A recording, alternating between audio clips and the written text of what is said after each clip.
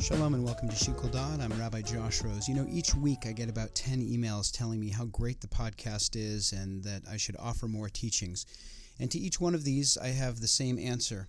Mom, thanks for emailing again. I appreciate it, but I'm too busy. Finally, I decided that she was right and that I should offer another teaching and that people are sometimes looking for very brief teachings that they can bring into their day to inspire them. So this new feature is called 120. And I'll be offering teachings from the Jewish tradition in 120 seconds or less. So let's get to it.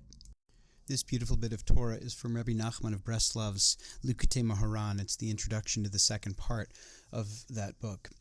He begins by citing the book of Ezekiel, the prophet Ezekiel. In that, the people of Israel have been attacked and the exiles fleeing from Jerusalem plead to God and they say, God, you gave to Abraham the inheritance of the land of Israel and he was just one person.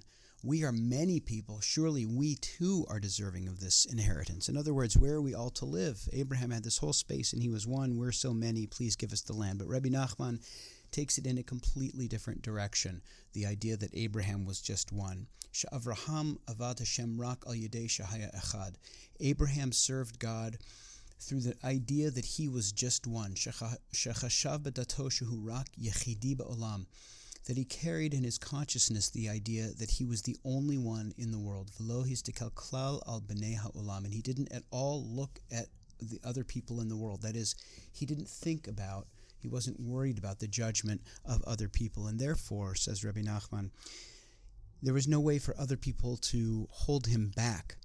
There was no way for him to be afraid of the judgments of other people. And it was this quality that made Abraham so unique, his capacity to ignore the noise around him and to focus simply on what it was that God demanded of him and to live his life with fullness and with passion, neither fearing that he should refrain from an act because he would be judged for it, nor using the standards of the society around him to determine what were the right choices for him to make. And in this way, he lived fully. And so Rebbe Nachman says, introducing the second part of his book, this is how we should approach our own service to God, to live as if we are the only ones in the world.